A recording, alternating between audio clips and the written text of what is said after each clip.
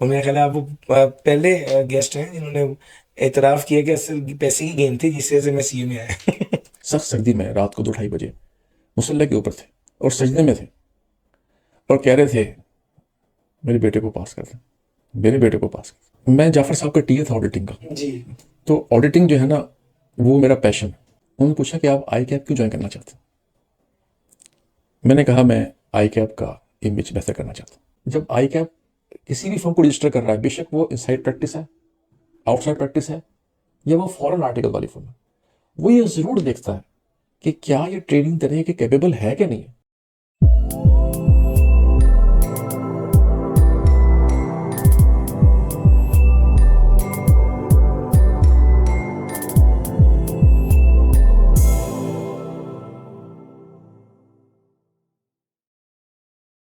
बिस्मिल्लाहिर्रहमानिर्रहीम। अस्सलाम वालेकुम। ICAP institute of chartered accountant of Pakistan Pakistan का एक बहुत प्रेस्टिजियस इंस्टीट्यूशन है और लोग यहाँ इनसे ज्वाइन करते हैं और चार्टर्ड अकाउंटेंट बनते हैं और एक बाइज़र ज़िंदगी गुजारते हैं। हमारी खुशकिस्मती ये है कि इस इंस्टीट्यूशन के नॉर्थ रीजन के हेड जो हैं वो आज हमारे मेहमान हैं। इतना बड़ा होता है लेकिन बहुत हम्बल पर्सनैलिटी, और मैं पॉडकास्ट से पहले इनका बहुत मशहूर हूँ कि इन्होंने टाइम दिया। हम वेलकम करेंगे सर अनायतुल्लाह का। अस्सलाम वालेकुम सर। वालेकुम अस्सलाम रहमतुल्लाहि व बरकातुहू। सर आपका बहुत शुक्रिया, आप आए, आपने वक्त निकाला। मुझे अंदाज़ा है कि आप बहुत मसरूफ़ होते हैं, और जैसा आपके हाथ में जब मैंने इस अशार देखे और आपने बताया कि ये मेरी अपनी रिटर्न हमद और नात है, तो मैंने कहा सर हम इसी से ही इंशाल्लाह आज की पॉडकास्ट का आगाज़ करेंगे। सर सबसे पहले हमद और नात के कुछ अशार हो जाए। ज़रूर, आपको बहुत बहुत शुक्रिया, आपने यहाँ मदऊ किया। और हम के दो अशार के साथ शुरू करते हैं। किसी की तो ये तहरीर है, ये जो चेहरा चेहरा किताब है। वाह। कोई तो है इसका बाग़बां, ये जो गुंचा गुंचा गुलाब है। वाह। नज़र से इंसान जो भी पा सका, समझ में उसके जो भी आ सका, तख़य्युल जहाँ तक वो ले जा सका, वो औसाफ रब का बस एक बाब है। वाह। वाह। वाह। अब नात के दो शेर। है कौन जो फ़ख्र मौजूदात है, रोज़े महशर सिफारिश जिसके हाथ है। वाह। इस्म जिसका लायक सलावात है, वाह। बादस खुदा वही इज़्ज़त माब है। वाह। माशाल्लाह। मकाम उनको अल्लाह ने इतना दिया कि हर मखलूक को उनके ताबे किया। वो शजर है, हजर है या ज़ीरू है, या वो आफताब है या महताब है। वाह। माशाल्लाह। आपने इब्तदा ही इतनी रूहानी कर दी है माशाल्लाह। सर क्या कहते हैं, आपकी प्रेजेंस है यहाँ पर और आपकी इन अशार ने जो है ना वो बड़ा माहौल रूहानी कर दिया यहाँ पर। आ, थोड़ा सा सी की तरफ चलते हैं और सर आपसे पूछते हैं कि आप अपना थोड़ा बैकग्राउंड बता दीजिए। फैमिली, क्या फैमिली में कोई चार्टर्ड अकाउंटेंट है या नहीं है, और क्या बचपन से ही कोई लाइक फाइक बहुत स्टूडेंट थे या एक नॉर्मल एवरेज स्टूडेंट थे? अली, मैं अपनी फैमिली में फर्स्ट चार्टर्ड अकाउंटेंट हूँ, माशाल्लाह। जैसा कि अक्सर फैमिलीज़ में है। और इंटरेस्टिंग पॉइंट ये है कि ग्रेजुएशन तक मैंने सीए नहीं बनना था। मेरी पैदाइश पाकिस्तान में हुई, लेकिन पैदाइश के 10 साल मैं मक्का में रहा। अच्छा। और जो मेरी बेसिक एजुकेशन थी वो मक्का से मैंने हासिल की। पाकिस्तान आए, पाकिस्तान में मैं गवर्नमेंट स्कूल में पढ़ा। एक वक्त था गवर्नमेंट स्कूल में पढ़ना बायस फ़ख्र था, और बेस्ट स्कूल में पढ़ा अल्हम्दुलिल्लाह। मुल्तान में government model high school Shamsabad से मैंने मैट्रिक किया। उसके बाद मैंने गवर्नमेंट कॉलेज मुल्तान से एफएससी की, और एक इंटेंशन ये थी कि मैंने कंप्यूटर साइंसेस के अंदर मास्टर्स करना। अच्छा। मैंने बीएससी कंप्यूटर साइंस शुरू कर दिया। तब तक मैंने सीए का नाम तक नहीं सुना था। मेरे एक टीचर थे जो मैं अकाउंटिंग पढ़ाया करते थे, वो उस वक्त आर्टिकल्स कर रहे थे। बहुत खूबसूरत स्मार्ट टीचर थे। वो मुझसे कहते थे जब मैं कोई अच्छा जवाब देता था कि तुम्हें सीए करना चाहिए। जब भी उन्होंने कोई सवाल देना, मैंने उसको जल्दी से हल करना, तो उन्होंने मुझे देखना, यार तुम्हें सीए करना चाहिए।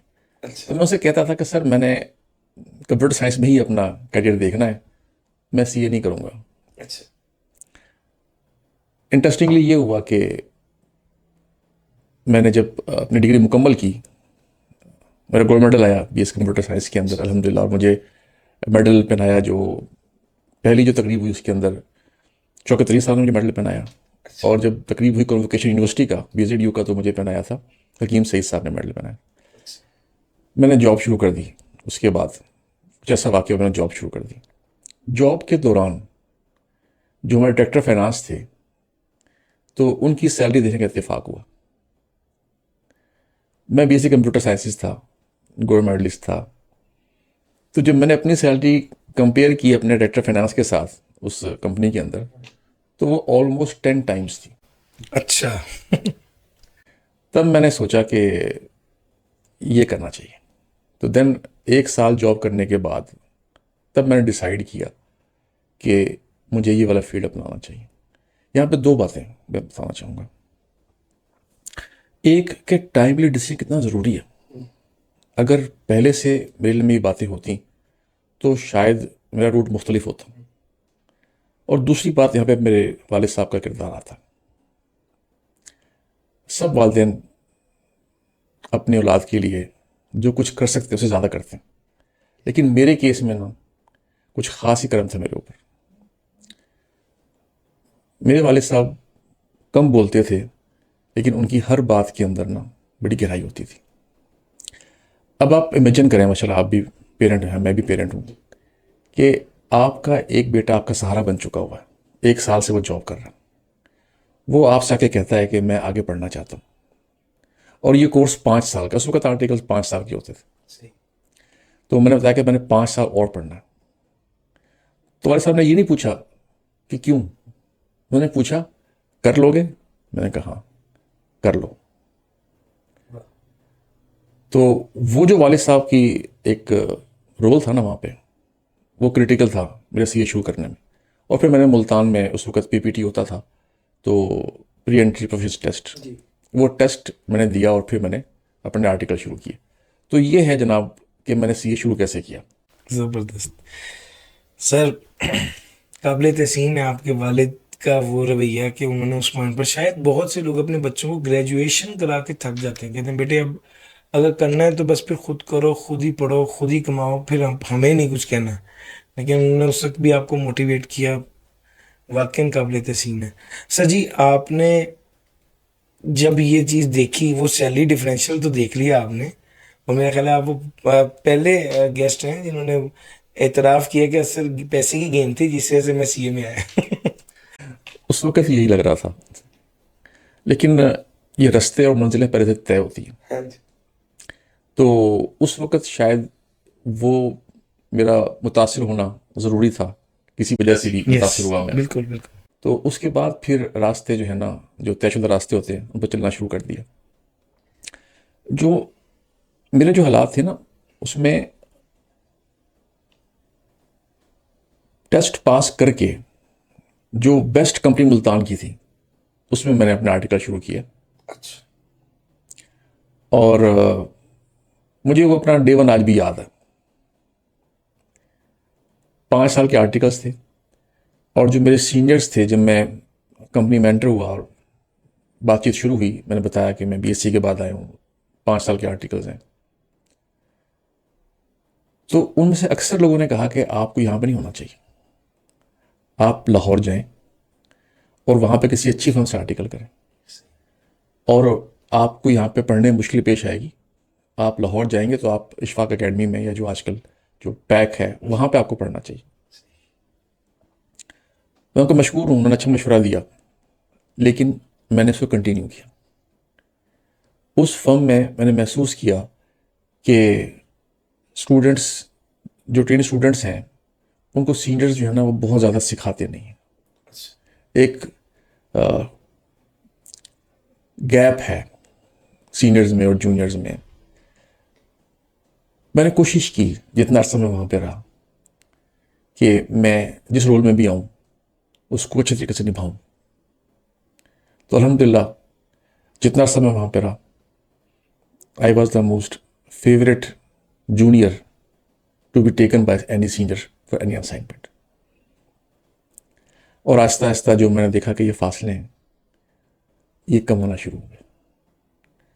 और फिर ये वक्त भी आया कि हमारे जो फर्म के जो सीनियर्स थे वो शाम को क्रिकेट खेला करते थे, ट्रिप पे जाया करते थे, वो जलीन हो गए। तो मैं ये समझता हूँ कि इंसान को जहाँ पे जो रोल मिलता है ना इम्प्रूवमेंट का, उसको वो अदा कर देना चाहिए। क्योंकि आपने देखा होगा कि जिस वक्त बर्फ़ पड़ती है तो जो बर्फ़ पिघलती है पहाड़ों पर कतरा कतरा, उससे दरिया बन जाता है। बेशक। तो अपने हिस्से का इम्प्रूवमेंट ले आनी चाहिए। तो मैंने जब आर्टिकल शुरू किए तो उसकी जो फर्स्ट अटैम्प्ट थी मेरी, मैं वहाँ से बात को कंटिन्यू करता हूँ।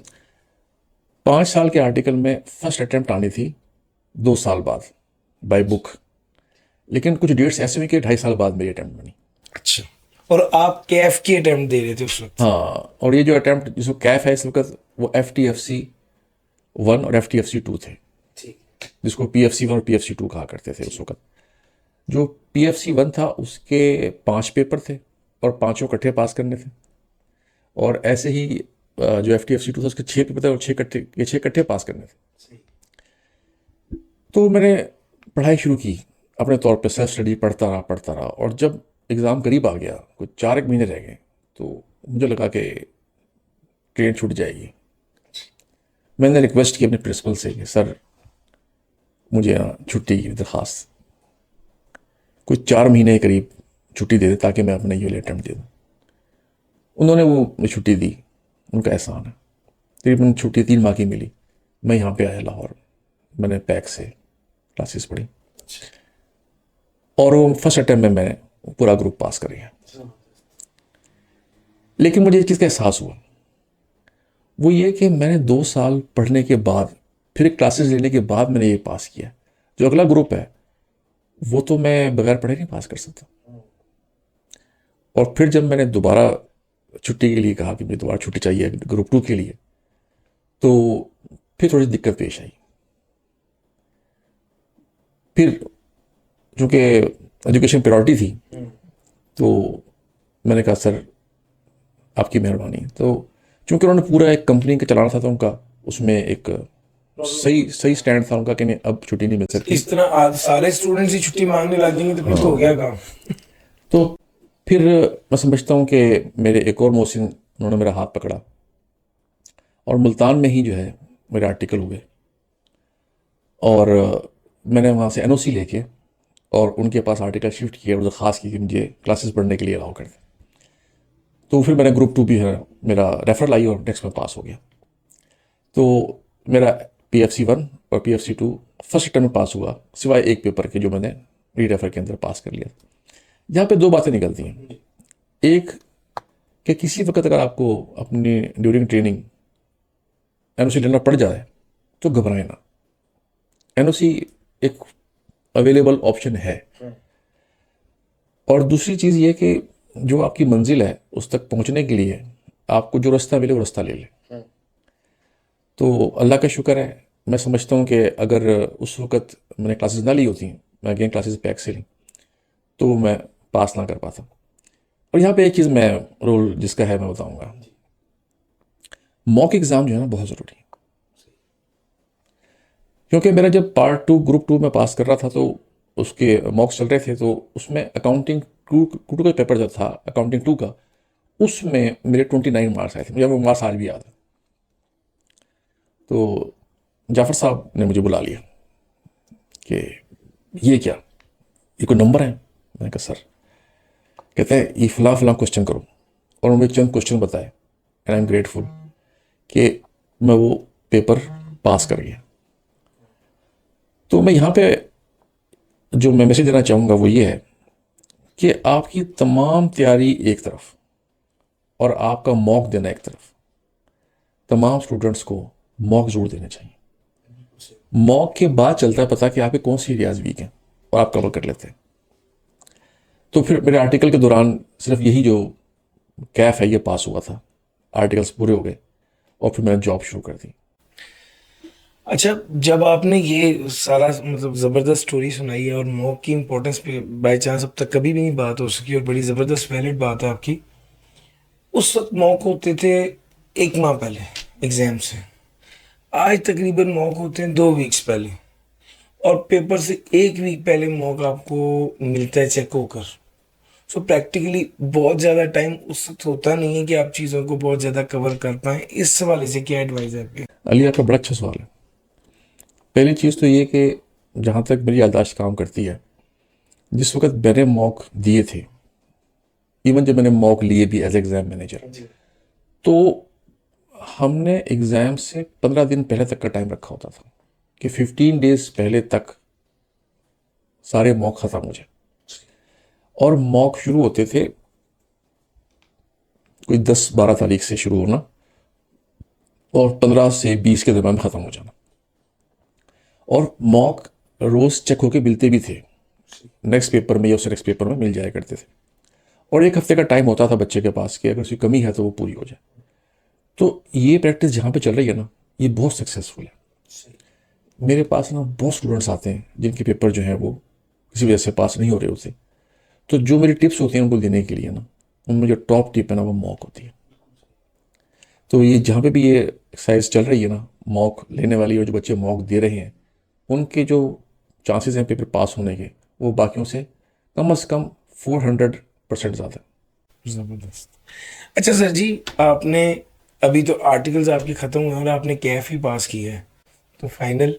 हाँ अली, जब मेरे आर्टिकल्स पूरे हुए ना और मेरा सिर्फ और सिर्फ ये जो अब तक का कैफ है, उस वक्त तक का इसको सी एंटर कहते थे, तो वो पास था, और जॉब शुरू हुई। तो मेरी पहली जॉब पैक में हुई।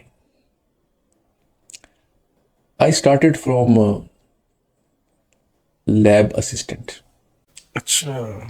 मैं कंप्यूटर लैब में असिस्टेंट था। फिर मैंने कंप्यूटर लैब के सारे मामला सीख लिए। फिर मैं एग्ज़ाम में आया, एग्ज़ाम के जो सिस्टम था वो डेवलप किया, कंप्यूटर बेस्ड एग्ज़ाम उसमें ऐड हो गए। फिर उसके बाद जो एक कोर्स था PSTC, उसके अंदर कुछ खिदमात अंजाम दी। फिर फैसिलिटेशन जो बड़ा सेंटर था उसको देखा। तो जो जाफ़र साहब थे उन्होंने मुझे हर जगह पे फ्लेवर दिया। मैं सोच रहा था कि ये ऐसा क्यों हो रहा है। और फिर थोड़े अरसे बाद मैं जाफ़र साहब का असिस्टेंट भी था उनकी क्लासेस के अंदर, जो टीएशिप होती है उस हवाले से। तो कुछ अरसे बाद गुजरावाला कैंपस शुरू हुआ, तो जाफ़र साहब ने कहा कि आप वहाँ चले जाएं। तब मुझे उनकी प्लानिंग समझ में आई कि मुझे हर एरिया का फ्लेवर इसलिए दिया गया ताकि मैं इंडिपेंडेंटली एक कैंपस को देख सकूं। अच्छा, इस पूरी रूटीन के अंदर पढ़ने का टाइम कम मिलता था, लेकिन ब्लेसिंग ये थी कि मैं एक इदारे के अंदर ही था, तो एटलीस्ट क्लासेस का टाइम मिल जाता था। और आहिस्ता आहिस्ता जब मुझे याद है कि जब मेरी अटैम्प्ट आई और जो मैंने फोकस किया कि हाँ मैं अटैम्प्ट देनी है, तो फर्स्ट अटैम्प्ट में मेरा पेपर पास नहीं हुआ था। और उस वक्त पेपर चारों इकट्ठे पास करने होते थे। C5 लेवल की थी, उससे मॉड्यूल E होता था वो वाले पेपर से। मॉड्यूल ई से पहले था PE1 अच्छा। और PE2। जी। जो PE1 था उसके 4 पेपर थे, चारों इकट्ठे पास करने। अगर 3 पास हैं और एक में बैड फेलियर है तो सारे गए। वापस। और मेरे साथ ऐसा हुआ कि एक में A आया, एक में B, एक में C और एक में E, वो सारे पास नहीं हुए। मेरा ख्याल है कि थर्ड अटैम्प्ट में भी रेफर आ गई थी, और रेफर में आई थी अकाउंटिंग रिपोर्टिंग के अंदर। रीरेफर हुआ और लैप्स हो गया। अब यहाँ पे वो स्टूडेंट्स जो लैप्स हो जाते हैं उनके लिए मैसेज है कि कोई मसला नहीं, this is not end of life, दोबारा शुरू करें। जब मैं लैप्स किया ना, तो जाफर ने मुझसे एक बात कही कि इनायत, अगर पीछे देख के चलोगे तो गिर जाओगे, आगे देख के चलो। उस बात ने ऐसा काम किया कि नेक्स्ट अटेम्प्ट में उस वक्त शुरू हुआ था मॉड्यूल ई और परमानेंट क्रेडिट्स अवेलेबल थे। फर्स्ट अटेम्प्ट में मेरे 3 पेपर परमानेंट क्रेडिट हो गए और नेक्स्ट अटेम्प्ट में मेरा पूरा पास हो गया। और तब से ऑनवर्ड मैं गुजरांवाला चला गया। वहाँ पे फिर मेरे पेपर 2 और पास हुए और लास्ट 2 पेपर जो थे वो मेरे एक अटेम्प्ट में पास हो गए। इसमें भी मैं आपको बताऊं एक बात,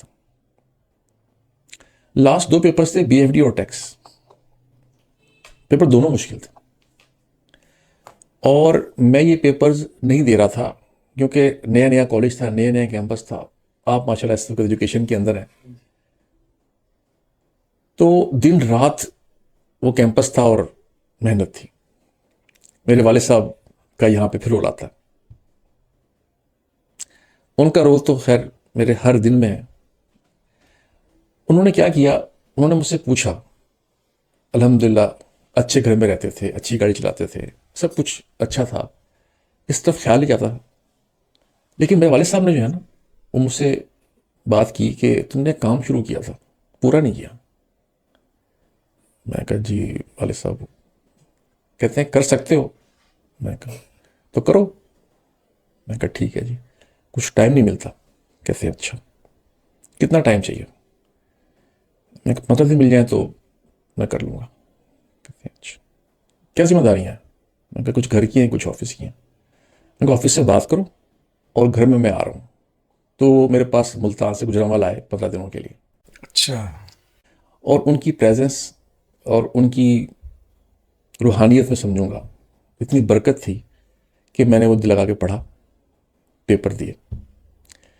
पेपर के बाद वो उन्होंने मुझसे पूछा रिजल्ट कब आएगा? मैं कहा इस डेट को रिजल्ट आएगा। कहते चलो ठीक है। और फिर वो रिजल्ट से 2 दिन पहले दोबारा गुजरांवाला आई, सर्दियां थी। रिजल्ट से एक रात पहले, रिजल्ट सुबह आना है और वो रात को मुझे वो रात याद है। मेरी मिसेज ने मुझसे कहा कि नीचे से आवाज़ आ रही है आपके फादर की, जाके देखें। मैं नीचे आया, मैंने देखा मेरे भाई साहब सख्त सर्दी में रात को 2-2:30 बजे मुसल्ले के ऊपर थे और सजदे में थे और कह रहे थे मेरे बेटे को पास कर दें, मेरे बेटे को पास कर दें। मुझसे हिम्मत ही नहीं हुई कि मैं उससे कुछ कहता। मैं चुपचाप वापस ऊपर आ गया। मुझसे पूछा कि आपने पूछा क्या वजह? मैं कहा वो जिस काम पे है ना उनको वो काम करने थे। जब सुबह हुई तो मेरे को मुस्कुरा रहे थे और फिर मुझसे पूछा रिजल्ट कितने बजे आएगा? मैं कहा जी मैं अभी जाता हूँ तो देखता हूँ। उसको रिजल्ट आता था लेटर की सूरत में, कोई एसएमएस नहीं था और आई कैप की वेबसाइट के ऊपर से देख के आपको चलता था पता रिजल्ट के बारे में। तो मेरे वाले साहब ने कहा बेटा तुम्हें आज कामयाबी होगी। मैं अभी निकल रहा था, मैंने गाड़ी का दरवाज़ा खोला तो मुझे फ़ोन आया मेरे एक कुलीग का कि आप पास हो गए। मैं वापस अपने अब्बू के पास आया और मैंने कहा कि मैं पास हो गया। मेरे अब्बू मुझसे गले लगे और बहुत रोए, मैं भी रोया। और उन्होंने मुझसे कहा कि बेटा मैं देख चुका था, मैं ये चीज़ रात को देख के जानामाज से उठा था। तो मैं समझता हूँ कि उनकी दुआ से मैं पास हूँ। जबरदस्त सर। आपने तो एक बार इमोशनल कर दिया। I am speechless sir. Parents का जो रोल है ना आपकी ज़िंदगी में वो अनमेजरेबल है, वो आपकी नस्लों तक पहुंचता है। मेरे वाले साहब मक्का में थे, हमने कहा 10 साल वापस आ गए। क्यों वापस आए? तालीम के लिए वापस आए कि वहाँ पे हमें तालीम मिल जाएगी पाकिस्तान में। वहाँ पे तालीम एक्सपेंसिव थी, अफोर्डेबल नहीं थी। तो मेरे वालिदैन ने हम बहन भाइयों के लिए कुर्बानी दी। मेरे वालिद साहब मक्का में रहे, अर्न करते रहे और मैं अपनी मदर के साथ, बहन भाइयों के साथ पाकिस्तान में रहा और तालीम हासिल करता रहा। 10 साल के बाद मजीद 22 साल वालिद साहब मक्का में रहे। आप और मैं शहर से बाहर जाते हैं बच्चों से दूर, 6-7 दिन बाद 10 दिन बाद बस हो जाती है। मेरे वाले साहब 22 साल हमारे बगैर रहे। छुट्टियों पे आते थे, साल में 1-2 दफ़ा आते थे, लेकिन ये कुर्बानी जो है ना, ये कुर्बानी की वजह से मैं और मेरे बहन भाई अल्हम्दुलिल्लाह तालीम याफ्ता। माशाल्लाह सर। अच्छा सर, एक दो बातें इसके दरमियान में हैं। एक तो ये कि जब आपने एक फर्म से एनओसी लिया और दूसरी फर्म में गए, उसमें कौन से चैलेंजेस आए, और नॉर्मली ये एक ऐसा अनयूजुअल सर्कमस्टेंस है, ये कैसे होता है, इसमें क्या चैलेंजेस आते हैं और स्टूडेंट को क्या करना चाहिए? जैसे मैंने कहा कि आपका vision should be very very clear कि आपने क्या करना है। उसको अचीव करने के लिए आपको जो रास्ते मिलें उनमें से बेस्ट रास्ता आपने लेना है। जो मेरी उस वक्त पहली फर्म थी, महबूब शेख एंड कंपनी, उनसे मैंने छुट्टी की रिक्वेस्ट की और छुट्टी एक दफ़ा मुझे दी भी थी। मैं बहुत एहसानमंद हूँ उनका, लेकिन वो दोबारा छुट्टी इसलिए नहीं दे पा रहे थे क्योंकि पूरी फर्म जो थी ना, वो उसको मैनेज करना मुश्किल हो जाता। वो प्रेसिडेंट सेट हो जाता कि जी छुट्टी है तो पेपर से 4 माह पहले तो छुट्टी मिल ही जाएगी। हाँ, और फिर आई कैप की कुछ पॉलिसी भी कुछ ऐसी होती है कि छुट्टियां एक हद तक ही आप दे सकते हैं। तो जो जहां पर दूसरी जगह पे मैं गया, जावेद इकबाल साहब, मतलब फाइनेस्ट पर्सन, तो मेरे हॉस्टलों में से एक थे। अच्छा। तो उन्होंने कहा कि पढ़ने के लिए जा रहे हो? मैं कि पढ़ने के लिए जा रहा हूँ। जाओ बेटा पढ़ो। और उन्होंने मुझे, अभी मेरा FE2 पास नहीं हुआ था, उन्होंने मुझे FE2 पास का स्टेप देना शुरू कर दिया। मैं कहा सर ये तो मेरा बनता नहीं। कहते नहीं, अपने आप को FE2 पास समझो, ये देखो तुम्हें स्टाइपेंड मिल रहा है FE2 पास का। वहां से उन्होंने मेरे जहन में मौजूद एक गिरा खोल दी। फिर जब मेरा रिजल्ट आया, FE2 पास था मैं, तो उन्होंने मुझसे कहा तुम आज से अपने आप को CA समझो। और उससे ये हुआ कि पता ये चला कि इंसान वो अचीव कर पाता है जिसके लिए वो मेंटली प्रिपेयर्ड होता है। अगर आप वो चीज सोच नहीं सकते कि मैं बनूंगा, तो बनना तो बहुत दूर की बात है। सर एक आपकी अभी तक मैंने स्टोरी सुनी, माशाल्लाह क्वालिफिकेशन तक की स्टोरी आपने बड़ी ज़बरदस्त सुनाई है, और एक चीज़ मुझे बड़ी यहाँ पर डिफरेंट लगी है। जितनी ठहर ठहर के आपने सुनाई, इतनी ठहर ठहर की क्वालिफिकेशन आपने की है, बहुत जल्दी में नहीं की, बहुत क्विक नहीं की। अच्छा, हमारी जो आज की जनरेशन है ना, वो इस मोड में नहीं है कि इतना स्लो मोशन पे चलें। खास तौर पे आपने पहले बीएससी में 4 साल लगाए, वही रेलेवेंट हो गया ना जब आप सीए में आ गए। फिर उसके बाद सीए करते हुए फिर 5 साल के आर्टिकल्स, फिर उसके अंदर कैफ पास, फिर उसके बाद पढ़ाई शुरू, और उसमें भी फिर आपने जब प्रोफेशनल रिस्पॉन्सिबिलिटी देखी अपने इंस्टीट्यूशन की, तो उसके मुताबिक अपने आप को एडजस्ट किया। ये बहुत स्लो नहीं है सर, ये हमारी जनरेशन ज़्यादा तेज़ है। दोनों बातें, मैंने भी स्लो किया और जो आज की जनरेशन है वो भी तेज है, ये दोनों बातें सही है। मेरे पास तो खैर चॉइस ही नहीं थी, लेकिन आज की जनरेशन के पास चॉइस है। आज की जो जनरेशन है माशाल्लाह बहुत टैलेंटेड है, बहुत नॉलेज रखती है, और जितने टूल्स और जितनी वसाइल इनके पास है वो हमारे पास नहीं थे। मैंने उस वक्त BSc कंप्यूटर साइंस 2 साल की थी, उस वक्त 2 साल की उम्र। अच्छा अच्छा। उसके बाद मैं 1 साल जॉब भी की थी। हाँ, उसके बाद आर्टिकल्स थे ही 5 साल के, तो मैं उसमें कम कर ही नहीं सकता था। बिल्कुल सही। अटेम्प्ट आने ही 2.5 साल बाद थी, तो उसमें मैं बेबस था। जी। उसके बाद एक सवाल अटेम्प्ट आई, वो मैंने दी, तो मैंने कोई ऐसा अटेम्प्ट मिस नहीं की। उस वक्त यही पॉसिबिलिटी थी। हाँ, उस लेकिन वक्त का फास्टेस्ट रूट यही था जो आपने लिया, बिल्कुल सही। एक जगह पे मैं और तेज कर सकता था। वो था कि मैं जॉब लेने के बाद मैं पढ़ाई की तरफ तवज्जो रखता अपनी और जल्दी जल्दी पास कर लेता। वहां पे मेरी तवज्जो जो है वो ज़्यादा जॉब की तरफ चली गई। तो मैं ये एक बात कहना चाहूँगा कि वो मेरे कुलीग्स जो जॉब कर रहे हैं और उनके कुछ पेपर्स अभी पास नहीं हुए, तो वो पेपर्स को प्रायोरिटी दें, पेपर्स को पास कर लें। यकीन माने उनके सोचने का अंदाज बदल जाएगा और वो पास कर सकते हैं। जो बंदा सी एंटर कर सकता है ना, वो सी फाइनल भी कर सकता है। उसे सिर्फ टाइम चाहिए और गाइडेंस चाहिए। आई कैप के प्लेटफॉर्म से क्लासेस होती हैं और वो इसी नीयत से होती हैं कि जिसने 15 से 20 दिनों में रिवीजन करनी है, बिल्कुल वो सही। रिवीजन कर ले। एग्जाम फोकस्ड रिवीजन सेशंस की बात करें, बिल्कुल बिल्कुल सही। बिल्कुल। तो मेरा मैसेज ये है उन दोस्तों के लिए कि जो जिनके कुछ पेपर बाकी हैं, बेशक एक ही बाकी क्यों नहीं, वो उसको प्रायोरिटी पर पास कर लें। यकीन माने कि वो एक डिफरेंस फील करेंगे। मुझे इस पर एक मिसरा याद आ रहा है कि परवाज दोनों की है इसी एक जहां में, करगस का जहां और है, शाही का जहां और, वो उसी सीट पे बैठ के ना अपने आप को ना फील करेंगे कि पता नहीं मेरे पास कितनी पावर आ गई है, और उनका काम का अंदाज बदल जाएगा। और यहाँ पे एम्प्लॉयर का रोल भी आता है। अगर आपका एम्प्लॉयर आपसे ये कह दे कि भाई तुम क्वालिफिकेशन इसलिए करो क्योंकि आपकी कंपनी को चाहिए, तो फिर क्या चीज़ रोकेगी उसको?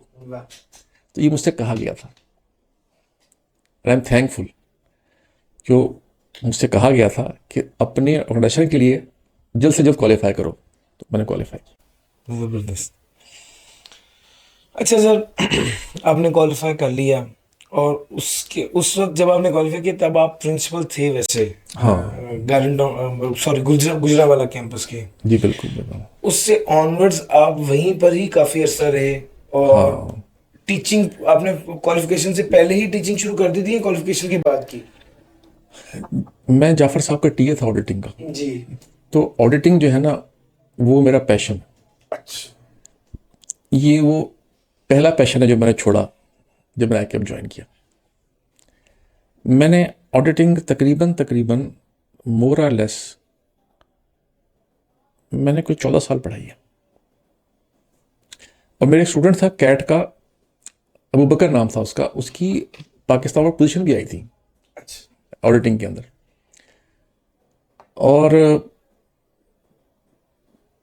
पढ़ने के साथ देखें, टीचिंग बिल्कुल एक ऑल टुगेदर एक डिफरेंट है, और एक एडमिनिस्ट्रेशन है। ये दोनों चीज़ें एक सक्सेसफुल कॉलेज के लिए चाहिए होती हैं। टीचिंग के बगैर भी नहीं चल सकता, और जो एडमिनिस्ट्रेशन के बगैर भी नहीं चल सकता। तो जो अगर एक अच्छा टीचर भी हो और एडमिनिस्ट्रेटर भी हो, तो ये कम्बिनेशन जो है ना, ये एक कॉलेज के लिए आइडियल होता है। बिल्कुल। गुजरावाला की बात की आपने, गुजरावाला में आई वॉज ब्लेस्ड कि मेरे पास ये दोनों चीज़ें बेहतरीन थी। मेरे पास बेहतरीन फैकल्टी थी और बेहतरीन एडमिनिस्ट्रेशन थी। और अल्लाह का लाख लाख शुक्र है कि 2006 में मैं वहाँ पे ज्वाइन किया था एज ए प्रिंसिपल गुजरावाला के अंदर। और 2009 में मुझे याद है कि हमारी कैंपस की पाकिस्तान वाइड फर्स्ट पोजीशन आना शुरू हो गई थी।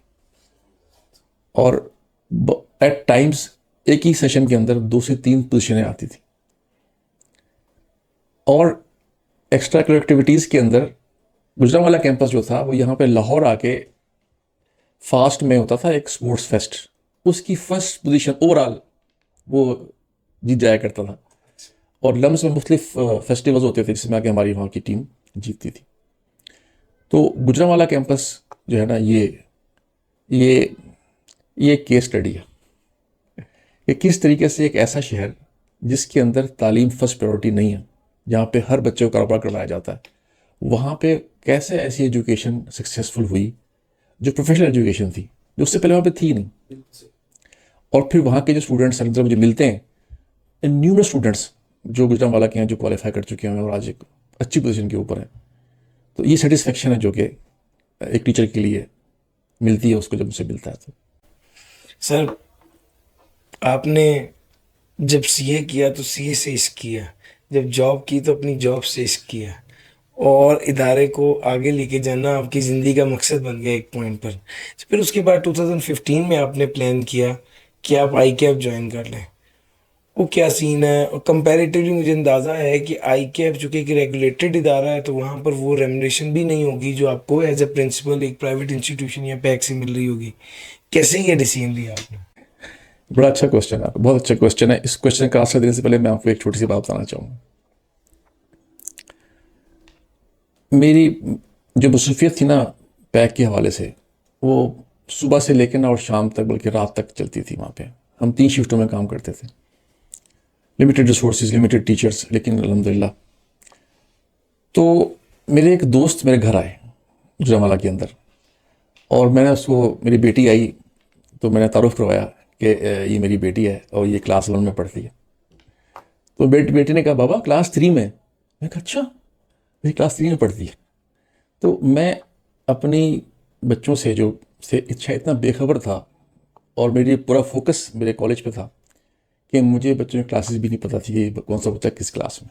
इतना नहीं होना चाहिए। अब आईकेएप क्यों ज्वाइन किया? अल्हम्दुलिल्लाह सुम अल्हम्दुलिल्लाह, अल्लाह ताला ने मेरी कोई ख्वाहिश ऐसी नहीं है जो पूरी ना की हो। मैं बहुत आजिज़ हूँ उसके सामने। वो मालिक हैं, वो रब हैं, बेबहा देते हैं, इंसान की झोली से बढ़ के देते हैं, हमारी झोलियाँ छोटी हैं। जिस वक्त मैंने बताया आपको कि मुझसे ड्यूरिंग माय आर्टिकल्स मेरी फर्म ने मुझसे कहा कि तुम्हें तो लाहौर जाना चाहिए और तुम्हें इशफाक एकेडमी में पढ़ना चाहिए या पैक में पढ़ना चाहिए, तो मैंने दिल में सोचा कि एक दिन मैं पैक में पढ़ाऊँगा, और अल्लाह ने वो दिया। मैंने पैक ज्वाइन किया, मैं पैक में पढ़ाया अल्हम्दुलिल्लाह। उसके बाद फिर बीइंग एजुकेशनिस्ट, ख़ासतौर पे सीए के एजुकेशनिस्ट होने की वजह से हमारे आई कैप से इंटरेक्शन होता था, और बच्चा आके कहता था कि ये देखें ये वाला मसला है, हम कहते थे देखें ये तो आई कैप के हाथ में। तो मेरे बच्चे, एक दफ़ा बच्चे ने कहा कि तो आप कुछ नहीं कर सकते अगर आई कैप के हाथ में है। मैंने कहा अगर मैं आई कैप में होता तो मैं कुछ कर सकता था। तो मेरी ये ख्वाहिश थी कि मैं आई कैप में जॉब करूँ, अल्लाह ने वो पूरी की।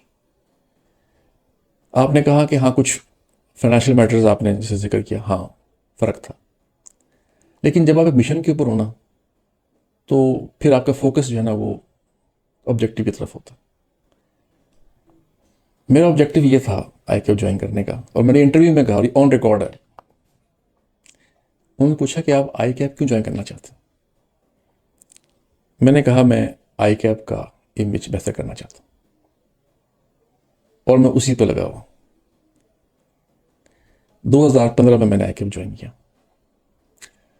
2015 से पहले और 2015 के बाद जो मुझे अल्लाह ने मौका दिया और जो मैं कर सका, आप आई कैप को आज ईमेल करें, आपको जवाब आएगा। पहला रिस्पॉन्स सिस्टम मैंने बनाया, FAQs लोगों को तैयार किया, खुद रिस्पॉन्सेज दिए, 200 300 ईमेल्स के रिस्पॉन्स खुद बैठ के दिए, ताकि लोगों को कॉन्फिडेंस मिले कि हाँ भाई रिस्पॉन्स दिया जा सकता है। रिपीटेटिव रिस्पॉन्सेज की जिम्मेदारी और लोगों को दी, और नए रिस्पॉन्सेज को अपने हाथ में लिया। अल्लाह का शुक्र है आज हर डिपार्टमेंट की जो टीम है उसके पास FAQs हैं और वो रिस्पॉन्स देती है।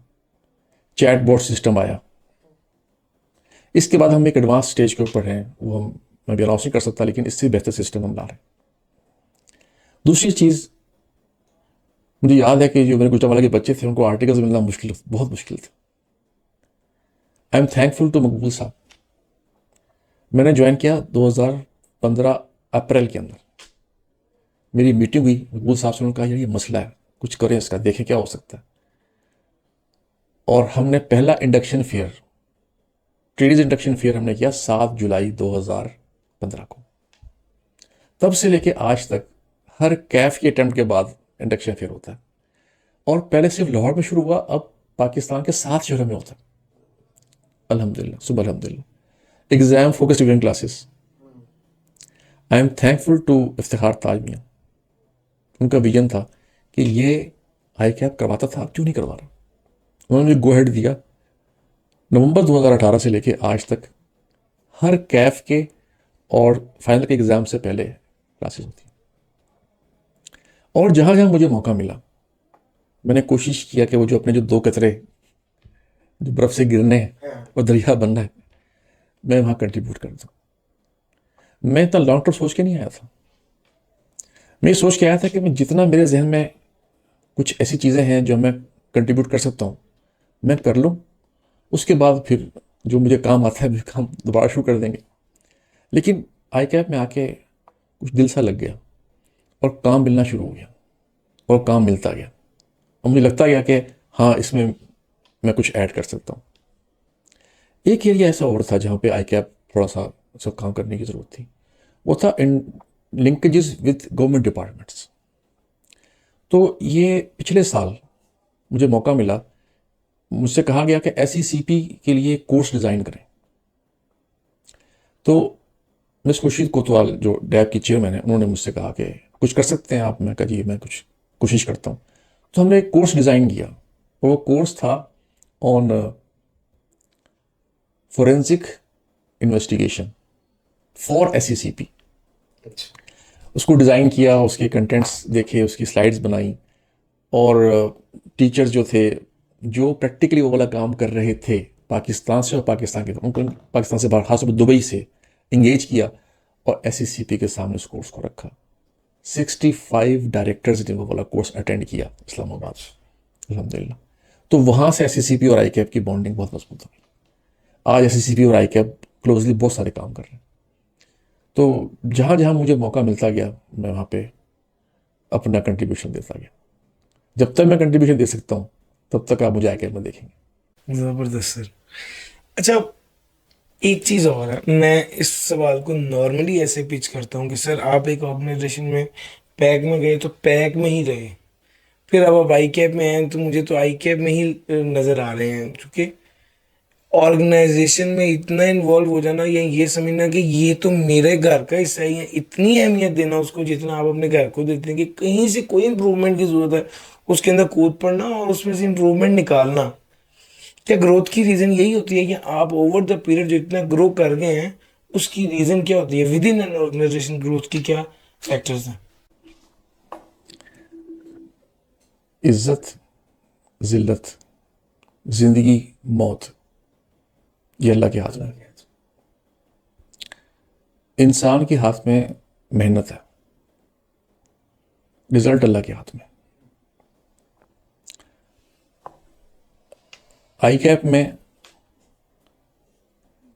जब तक रिजक है, मैं हूं या कोई और है, वो ICAP में होगा। जो जहां तक ताल्लुक ग्रोथ का है, आप मेहनत करते रहें। एक ऐसी हस्ती है जिससे बड़े कदरदान कोई नहीं। कोई देखे ना देखे, अल्लाह देखेगा, और अल्लाह से बड़ा रिवार्ड देने वाला कोई नहीं। बेशक। आप किसी की छुप के मदद कर दें, आप किसी की बात सुन लें,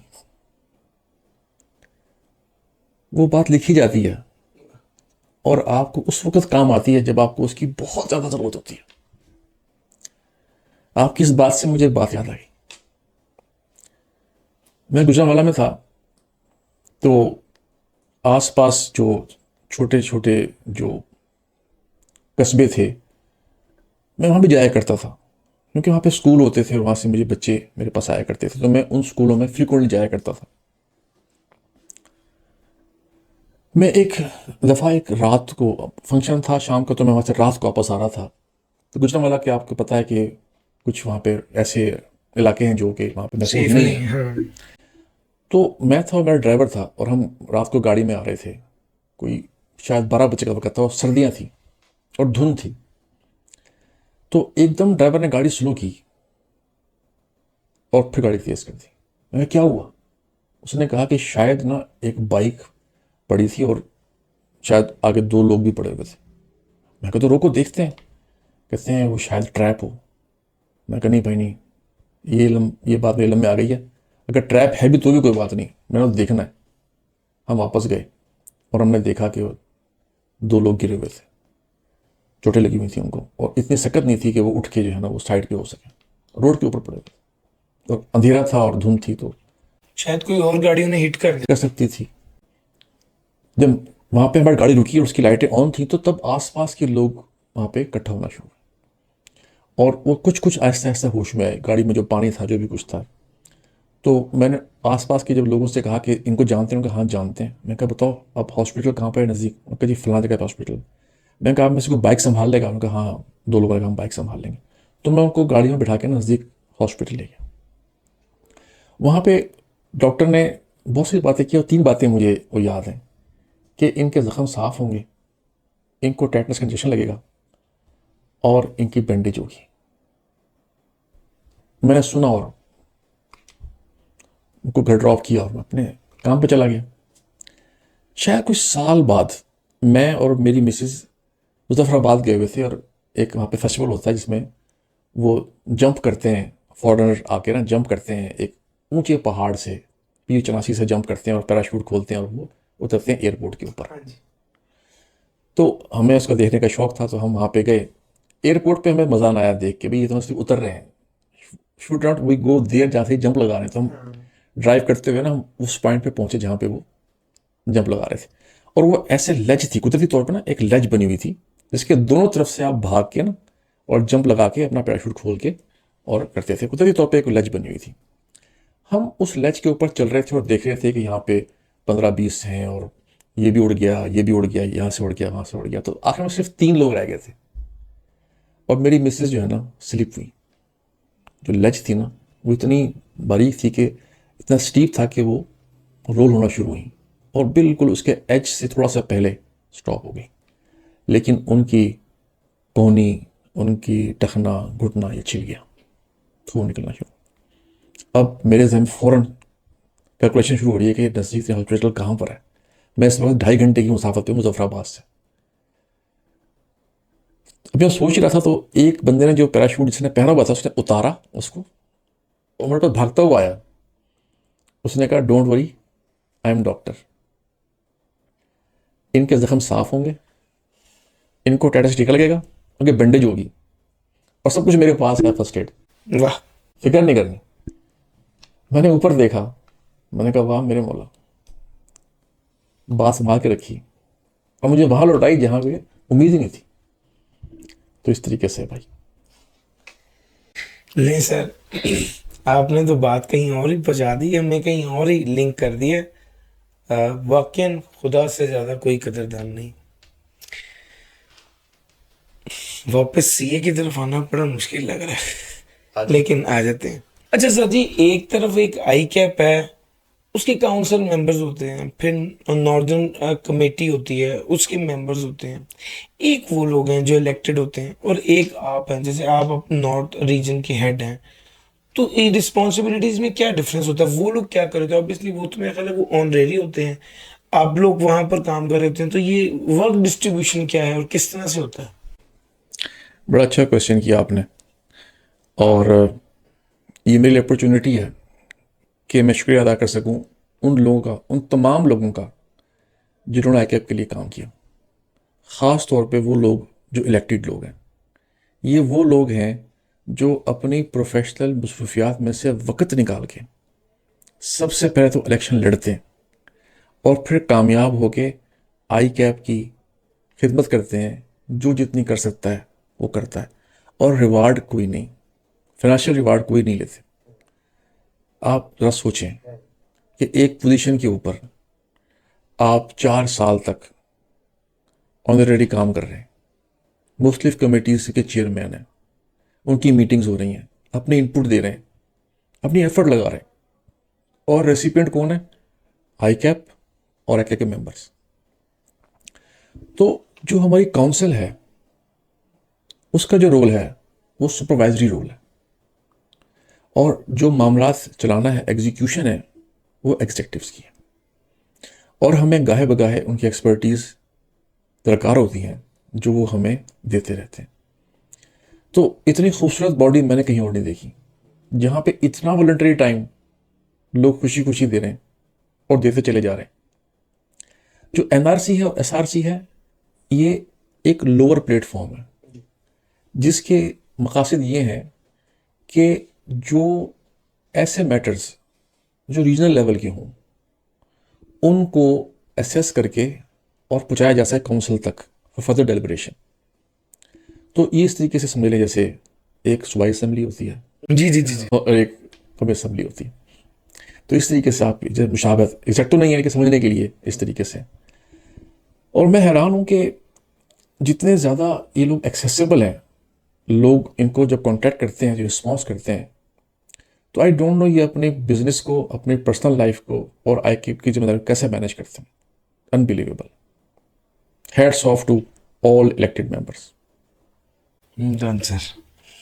अच्छा, थोड़ी सी बात करेंगे हम पॉलिसी के ऊपर। जो आई कैप की एजुकेशन पॉलिसी आई है 2025, अब इसकी पॉलिसी को बनाना, उसको इम्प्लीमेंट करवाना, ये एक्चुअल में फिर किसकी रिस्पॉन्सिबिलिटी हुई?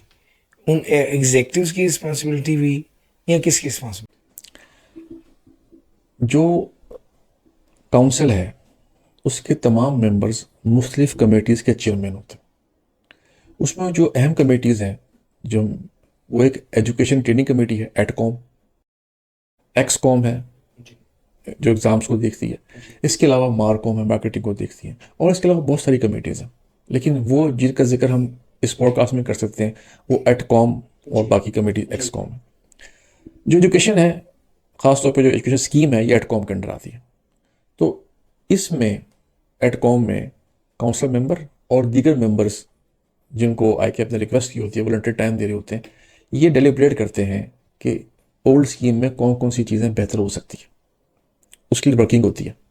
जो वर्किंग है वो फिर एग्जेक्टिव्स करते हैं और फिर मुख्तलिफ ऑप्शंस शेयर करते हैं, और फिर जो कलेक्टिव विजन आता है वो हमें एटकॉम से मिलता है। फिर वो जो एजुकेशन स्कीम है वो फाइनल अप्रूवल के लिए काउंसिल को जाती है। काउंसिल अपने कमेंट्स के साथ वापस भेज सकती है, इससे फिर फर्दर काम होता है, और जब वो चीज़ फाइनल हो जाती है तो फिर उसकी इम्प्लीमेंटेशन के लिए वो आती है एग्जेक्टिव्स के पास, फिर उसको इम्प्लीमेंट कर दिया जाता है। तो ये ओवरनाइट नहीं बनती, बड़ा काम होता है इसके ऊपर, बड़ा काम होता है, और हर स्टेज के ऊपर कोशिश ये की जाती है कि किसी तरीके से बच्चों को फ़ायदा मिल जाए, बच्चों के बेस्ट इंटरेस्ट में काम किया जाता है। इस दफ़ा एक चीज़ और आपने देखी होगी इस स्कीम के अंदर कि इसमें डाटा एनालिटिक्स के साथ साथ एआई भी शामिल किया गया। कुछ कोर्सेज ऐसे भी हैं जो पहले नहीं थे। ये डिमांड बेस्ड एडिशन है कोर्स के अंदर। इस दफ़ा जो एजुकेशन स्कीम है उसमें जो ऐसे कंटेंट्स थे जो प्रैक्टिकली यूज़ नहीं हो रहे वो आपने ख़त्म कर दिए। तो बड़ी मेहनत से बनाई है पूरी की पूरी जो एटकॉम है, they deserve a huge applause for this scheme. अब तक की जो one of the best scheme मैंने देखी है एजुकेशन स्कीम वो ये वाली। लेकिन ये इसकी अनाउंसमेंट का टाइम उतना बेस्ट नहीं था। बच्चे बीला का पेपर देख के आए हैं और एक मैसेज, एक फेसबुक पे एकदम स्टेटस, सब लोग हो गए कि जो हम इस बार पेपर दे रहे हैं वो तो बेकार हो जाएंगे, स्कीम ही चेंज हो रही है। और एक अजीब सा क्योस हो गया था। वी बिंग टीचर्स हमने अपने तौर पे हर फोरम में कहा कि अभी पढ़ लो, 4-5 दिनों बाद देख लेना कि क्या स्कीम आई है। बट वो स्कीम शायद उतनी राइट टाइम पे कम्युनिकेट नहीं हुई, या अगर कम्युनिकेट हुई है तो कम से कम स्टूडेंट्स तक ना पहुंचती। अच्छा, एक चीज़ तो अभी मैं क्लियर कर सकता हूँ, वो ये कि ये जो आपके पास स्कीम है ना, ये फाइनल नहीं है, ये भी कमेंट्स के लिए ओपन की गई है। ठीक है, और मैं समझता हूँ कि कमेंट्स के लिए भी ओपन करने की जिस वक्त अनाउंसमेंट हुई है वो टाइम गलत था, ये मैं एडमिट करता हूँ। मैं एक एजुकेशनिस्ट हूँ, मैं एक टीचर हूँ, अंदर से तो मैं एक टीचर हूँ और जी रहूँगा, जी क्योंकि वो बच्चे की अटेंशन डाइवर्ट हो गई। इसकी कोई एडमिनिस्ट्रेटिव वजह हो सकती है, मे बी जिस वक्त एजुकेशन स्कीम भेजी गई हो for comments of any forum, वहाँ से आते हुए कुछ टाइम लग गया हो, और इत्तेफाक से ये टाइम ऐसा आया हो पेंडिंग होते होते कि एग्ज़ाम शुरू हो गया हो, और लेकिन इसको as soon as possible stakeholder तक पहुँचाना हो कि भाई हमें कमेंट्स तो आए। वो स्टेक होल्डर जो थे, ये ख्याल हो सकता है कि वो सिर्फ और सिर्फ वो लोग होंगे जो कॉलेजेस होंगे, और स्टूडेंट्स तक ये नहीं पहुँचेगी, एक ये ख्याल हो सकता है, लेकिन स्टूडेंट्स तक पहुँच गई, और टाइमिंग गलत थी, मैं मानता हूँ। और सर उसी दिन वो जब जैसी वेबसाइट पे अपलोड हुई है, 3 घंटे बाद मुख्तलिफ लोग तबसरा करके कहते हैं यूट्यूब पर अपलोड कर दिया, उसको देखो। अब जिसका अगले दिन पेपर है वो बेचारा क्या करेगा? वो सबसे पहले देखेगा मैं पेपर देने जाऊँ या ना जाऊँ, मेरा पेपर खत्म हो गया कि है। That was troublesome for the students. हाँ, जैसे मैंने अर्ज़ किया कि पर्पस तो ये था कि इस पे फीडबैक आए, लेकिन वो फिर वो पब्लिक एट लार्ज सोर्स तक पहुंच गई, ऐसा नहीं होना चाहिए। अच्छा सर, जनरली एक ये चीज़ बहुत स्टूडेंट्स के लिए डिस्करेजिंग होती है कि वो कैफ पास करके बैठे तो उन्हें आर्टिकल्स नहीं मिलते। मैं इस चीज़ को मानता हूँ कि जितना इस पर, इस एरिया पर काम किया गया, इससे पहले आज तक कभी नहीं किया गया। जिस तरह से रूटीन में ट्रेनिंग ऑर्गेनाइजेशन को रजिस्टर किया जा रहा है, मैंने बहुत सी जगहों पर आपको भी देखा है कि बैंक ऑफ खैबर है और एक्सियम है, बहुत सी, मतलब अब तो सफायर है, इतनी है कि मतलब हम टिप्स पे नाम नहीं ले सकते, उससे 55 ज़्यादा है जी। और बैंक्स भी हैं, लाइट बैंक भी, और इस तरह इतनी ज़्यादा ऑर्गेनाइजेशंस हैं, काम तो हो रहा है, बट स्टिल स्टूडेंट्स जो है ना, वो उनको आर्टिकल्स की दुश्वारी रहती है। ये क्या वजह क्या है सर इसकी? बड़ा अच्छा क्वेश्चन किया आपने। मैं पिछले 17 अटैम्प्ट से मैं एनालिसिस कर रहा हूँ कि कितनी वैकेंसीज होती हैं, किस फर्म का क्या ट्रेंड है, और स्टूडेंट्स किस किस महीने में इंडक्शन ले रहे होते हैं, किस सिटी में कितनी वैकेंसीज हैं और कितने बच्चे पास हो रहे हैं, क्या ट्रेंड है। And I am thankful to mister Farooq Rahman, जो चेयरमैन थे एडकॉम की जिस वक्त, उन्होंने ये एक्सरसाइज शुरू करवाई मुझसे तकरीबन कोई 4 साल पहले। मैंने इसको एक प्रॉपर फॉर्मेट के अंदर कंपाइल करना शुरू किया। उससे पहले सिर्फ एनालाइज करता था, लेकिन फिर मैंने इसकी रिपोर्टिंग भी शुरू की। आज आईके को पता होता है कि किस शहर में आज की डेट में कितनी वैकेंसीज हैं और कितने बच्चे अनडेटेड आर्टिकल्स तलाश कर रहे हैं। आज पता होता है। हम हर बच्चे को कॉल कर रहे होते हैं, ये कहना आसान है, लेकिन आई कैब हर बच्चे को कॉल करता है कि आपके आर्टिकल्स अगर नहीं हुए तो आपके शहर में इस फॉर्म में आर्टिकल्स अवेलेबल है। प्रॉब्लम कहां पे आ रही है?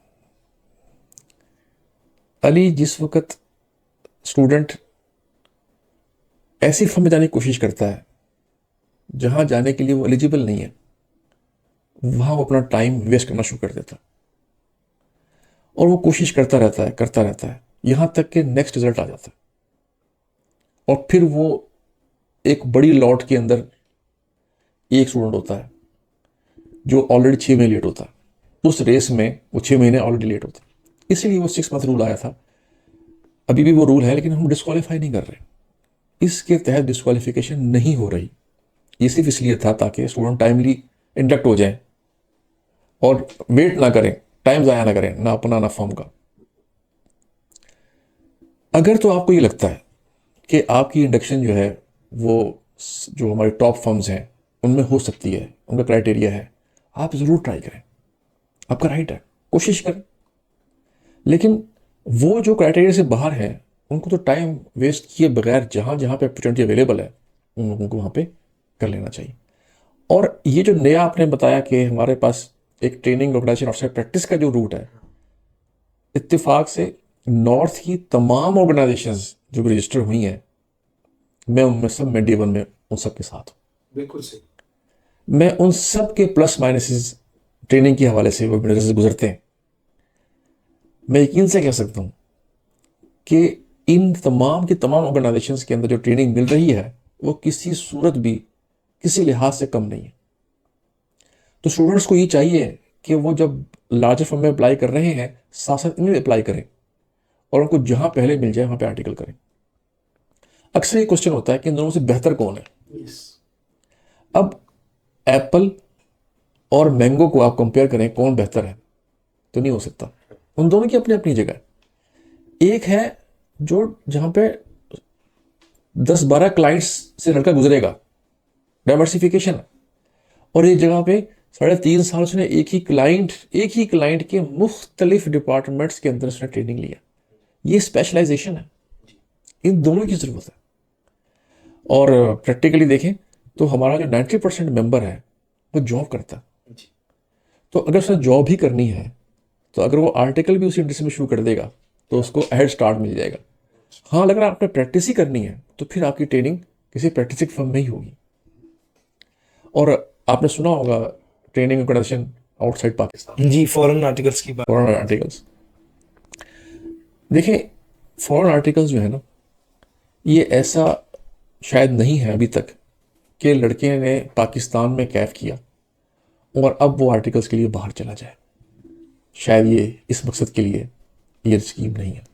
ये स्कीम इसके लिए है कि लड़के ने कैफ किया, मुल्क से बाहर था वो, उसने ऑनलाइन अवेलेबल है, उसने कैफ कर लिया या कैफ करके वो मुल्क से बाहर चला गया और वहाँ पे वो रेजिडेंट है, तो उसके पास भी ऑप्शन होनी चाहिए सी मुकम्मल करने की और ट्रेनिंग की। तो वहाँ की जो मुल्क से बाहर की जो फर्म है वो अप्लाई करेगी आई कैप को, जैसे ये TOP अप्लाई करती है, उनको असेस किया जाएगा और उनको अलाउ कर दिया जाएगा कि आप आर्टिकल स्टूडेंट रख सकते हैं। अभी शायद थोड़ा सा आई कैप को इस पर काम करने की ज़रूरत है कि वो उन फर्म्स को कायल कर सके, माइल कर सके कि आप लोग रजिस्टर्ड हों ताकि आपके पास जो आई कैप स्टूडेंट आर्टिकल कर सके। आर्टिकल्स एक ऐसा पीरियड है, एक ऐसा खूबसूरत पीरियड है जिसके अंदर आपने अपने पढ़े हुए को अप्लाई करके देखना। तो वो जब आई कैप किसी भी फर्म को रजिस्टर कर रहा है, बेशक वो इनसाइड प्रैक्टिस है आउटसाइड प्रैक्टिस है या वो फॉरेन आर्टिकल वाली फर्म है, वो ये ज़रूर देखता है कि क्या ये ट्रेनिंग देने के कैपेबल है कि नहीं है। एक दरमियानी कंपनी, इवन एक सिंगल पार्टनर कंपनी भी इस काबिल है कि वो एक स्टूडेंट को मुकम्मल ट्रेनिंग दे सके। तो स्टूडेंट्स को टाइम ज़ाया किए बगैर आर्टिकल शुरू कर देना चाहिए और जल्द से जल्द क्वालिफाई करना चाहिए। क्वालिफिकेशन के बाद शायद ही कोई पूछे कि आपने आर्टिकल कहाँ से किए, लेकिन क्वालिफाई ना कर सके तो फिर पूछें कहाँ से आर्टिकल किए। तो जल्द से जल्द क्वालिफाई कर लें ताकि आपकी प्रोफेशनल लाइफ शुरू हो सके। अच्छा सर, मैं जनरली इस चीज़ का दुख महसूस करता हूँ और आपसे शेयर कर रहा हूँ। आपने असल में बहुत पहले ये बात कर दी जो मैंने सोची हुई थी कि सर जनरली हम लोग ना अपने अपने मुल्क का, अपने इदारे का इमेज बिल्ड करना चाहिए, इमेज बेहतर करना चाहिए। लेकिन मैंने जनरली ये देखा कि मतलब वो बच्चा जो अभी पीआरसी में ही आया है वही एक आमतौर पे कहता है कि जी मुझे आईकेएप ने फेल कर दिया। थोड़ा सा और आगे बढ़ता है वो कहता है जी कि क्या नाम है, कैफ लेवल पर भी उसको यही फील हो रहा होता है कि आईकेएप मुश्किलात आईकेएप पैदा कर रहा है मेरी ज़िंदगी में। अगर उसके बाजार से दही लेने के दही भी नहीं मिलेगी तो उसका दिल चाहता है मैं इसका भी नाम आईकेएप ही दे दूँ। अच्छा सवाल उसमें ये है, लेकिन वो बाज़ ये बड़ा वैलिड नहीं होता, लेकिन बाज़ जब वो मेंबर्स बाहर के मुल्क में प्रॉब्लम फेस करते हैं ना कि वो उनको वो इक्वलेंस नहीं मिलती जो दूसरी मुल्कों की अकाउंटिंग बॉडीज हैं, तो वो बड़े डिसअपॉइंट होते हैं। मुझे मतलब स्टूडेंट्स जब ये कहते हैं, जनरली ये बात होती है इमेज को ख़राब किया जाए तो वो मैं उसके अगेंस्ट हूँ। लेकिन जब मेंबर्स ये बात कहते हैं तो वो काफ़ी तकलीफ में होते हैं कि यार हम लोग को वो रिकग्निशन आई के नहीं सीए के हवाले से नहीं मिल रही जो कि हमसे हल्के लोगों को इंडिया या और मुल्क के लोग दे रहे हैं। अच्छा, इसकी ना मैं आपको 2-3 चीज़ों से एक्सप्लेन कर दूंगा ये वाली बात।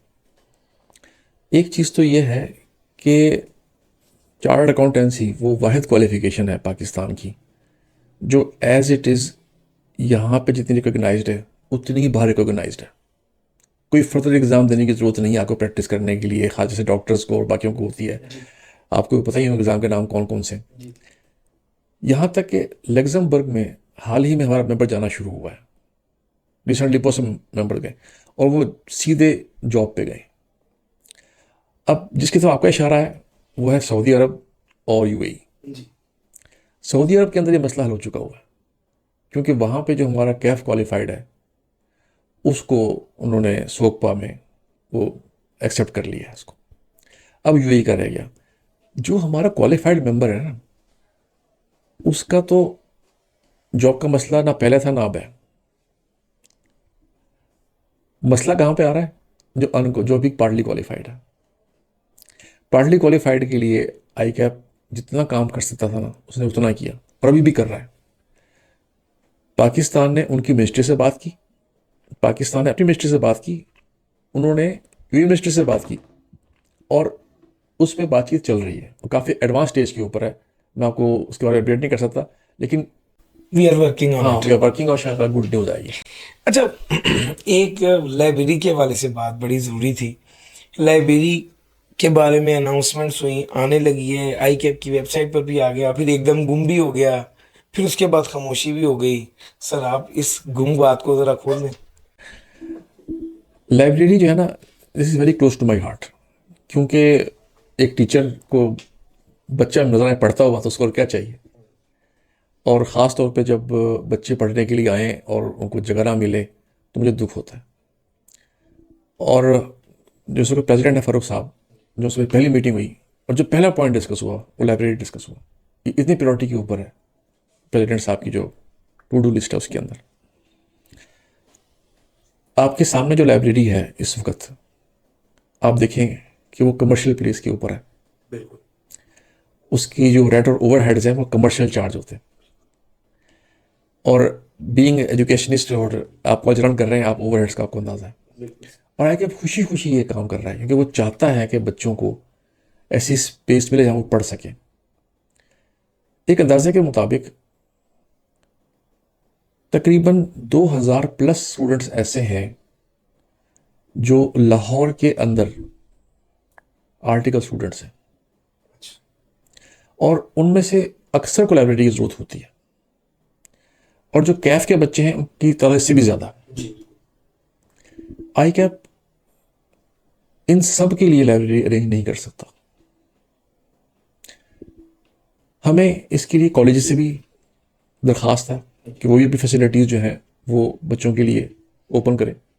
मेरे ख्याल है लाहौर में मैक्सिमम कॉलेजेस जो हैं वो आखिरी मंथ में तो शायद 24 आवर्स लाइब्रेरीज खोल देते बिल्कुल, and I am thankful for that. तुमने महसूस किया कि एक ऐसी जगह भी है जो पब्लिक लाइब्रेरीज के नाम से जिनको लोग जानते हैं, जहाँ पे गुंजाइश अवेलेबल है और वहाँ पे लोग इतने तादाद में नहीं जा रहे। तो हमने डीजी लाइब्रेरी के साथ मिल के हमने ये तय किया कि अगर आई कैप का स्टूडेंट, आई कैप कार्ड होल्डर, वो अगर आपकी लाइब्रेरी में आए, फ्रॉम लाहौर की 5 लाइब्रेरी हैं, फिर साहिवाल में, फिर जहाँ भी पूरे पंजाब में, तो आप उसको अलाउ कर दें कि वो आपके पास बैठ के पढ़ ले। तो उन्होंने कहा कि बिल्कुल हम अलाउ कर देंगे, और हमने उसका एक बाकायदा तकरीब की और साइनिंग होने के बाद हमने उसको अनाउंस भी किया। लेकिन उस अनाउंसमेंट में कुछ चीज़ें ऐसी थी जो कि होनी चाहिए थी, जो कि उसमें नहीं थी। जैसे कॉन्टैक्ट डिटेल्स थी, जैसे कि अगर कोई दिक्कत पेश है तो किससे रब्ता करें। तो इसलिए हमने उसको वहाँ से रिमूव कर दिया और फिर दोबारा हमने उसको कुछ अर्से बाद लगाया और विद डिटेल्स लगाया। और आज कोई बच्चे को कोई दिक्कत पेश आती है तो उसमें फ़ोन नंबर अवेलेबल है, ईमेल अवेलेबल है। तो खुशी की बात यह है कि बहुत से स्टूडेंट्स ऐसे हैं जो कि अब लाइब्रेरीज यूज़ कर रहे हैं, जो कि पंजाब पब्लिक लाइब्रेरीज के अंडर आती हैं। और हम यहाँ पे स्टॉप नहीं हुए, इंशाल्लाह ताला हम इन लाइब्रेरीज की तादाद बढ़ाते जाएंगे। एक और जगह पे हमारी बातचीत चल रही है, तो अगर वो हो जाता है तो शायद में भी 1000 तक स्टूडेंट्स के लिए लाइब्रेरी का बंदोबस्त हो जाए। जबरदस्त। सर बातें तो चलती ही जा रही है, ख़त्म ही नहीं हो रही। उसकी वजह आपका पैशन है towards this institution, towards the student. दोनों रोल बड़े कमाल हैं। एक तो आप इंस्टीट्यूशन को लीड कर रहे हैं और फिर टीचर भी हैं। तो हर वक्त स्टूडेंट के एंगल से चीज़ों को सोचना और स्टूडेंट को फैसिलिटेट करना आपके जेहन में जब होगा, तो फिर और उसके साथ साथ आपके पास अथॉरिटी भी होगी और नेक नियति भी होगी, तो फिर सर बच्चों को भी फ़ायदा होगा और बहुत से बच्चे आपको दुआएं भी देंगे इंशाल्लाह। सर लास्ट में जो स्टूडेंट्स हैं, नए आने वाले स्टूडेंट्स हैं, उनको क्या मैसेज देना चाहेंगे? अली, मैं ये समझता हूँ कि हर चीज़ जो लिमिटेड है। हम कहते हैं उम्र बढ़ रही है, हालांकि उम्र कम हो रही होती है। बेशक। कोई भी अक्स मुस्तकिल नहीं है, कोई भी अथॉरिटी मुस्तकिल नहीं है, कोई पोजीशन मुस्तकिल नहीं है। हर इब्तिदा की इंतहा है, सिवाय आप जानते हैं। तो आपको जो वक़्त मिल रहा है ना, उसे खूब इस्तेमाल करें, उसकी कदर करें। और उसकी कदर ये है कि उसको इस तरीके से इस्तेमाल करें कि इससे बेहतर इस्तेमाल ना हो सके। अगर आपके पास कोई मदद के लिए आ गया है ना, तो ये किसी ने भेजा है। आप जो आया है उसको भी देखें और जिसने भेजा है उसको भी देखें, और फिर आप दुआ करें कि अल्लाह मुझे इसकी मदद करने की तौफीक अता फरमा। आपकी नीयत अगर अच्छी है, रास्ता निकल आएगा। जो मेरे यंग स्टूडेंट्स हैं, मेरा तो काम ही है, जिसका काम कपड़े का होता है वो कपड़े को हाथ में लेकर देखता है, कहता है ये की क्वालिटी है। मैंने जब से होश संभाला, मैं 25 साल से इस फील्ड में हूँ। मेरे सामने हमेशा सी के स्टूडेंट्स ही रहे। इन 25 सालों के अंदर मैंने चीज़ देखी है, मैंने ऐसा कोई शख्स कामयाब नहीं देखा जिसके साथ उसके वालिदैन की दुआएं नहीं है। देखा ही नहीं मैंने। और दूसरी चीज ये कि जब हम शॉर्ट टर्म गेन लेने के लिए लॉन्ग टर्म बेनिफिट कंप्रोमाइज कर देते हैं, तो हम घाटे में होते हैं। आज मैं यंग जनरेशन से कहना चाहूँगा कि आपके पास जो ये वक़्त है ये बहुत कीमती है, बहुत कीमती है। ये आपके जो 4-5 साल है ना, ये आपके अगले 40-50 साल के ऊपर डिफाइन करेंगे उनको।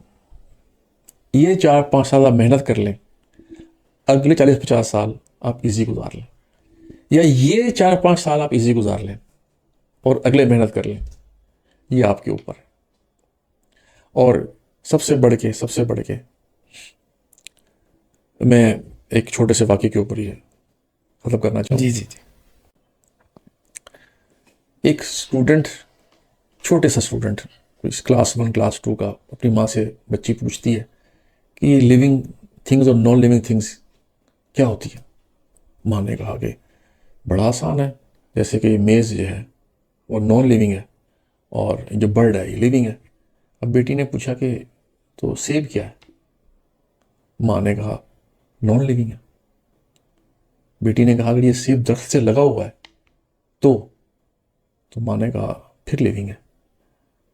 तो बेटी ने कहा टूट गया तो फिर नॉन लिविंग है। यही मैसेज है कि जो जुड़ा हुआ है वो लिविंग है, जो टूट गया वो नॉन लिविंग है। कनेक्टेड रहें अपने रब के साथ, कनेक्टेड रहें अपने पेरेंट्स के साथ, कनेक्टेड रहें अपने साथी के साथ। जिसने आपको कुछ भी दिया है ना, उसके मशकूर रहें, ग्रेटफुल रहें, शुक्र अदा करते रहें, वो मालिक और देता रहेगा। लोगों को खुश करें, मालिक आपको खुश करेंगे। लोगों को दुआ दें, वो दुआ आपके लिए भी कबूल होगी। आसानियाँ बांटें, वापस आएंगी। दरवाजे खुले रखें, दरवाजे खुले मिलेंगे। खुश रहें, आबाद रहें। सर आपके वक्त का बहुत शुक्रिया।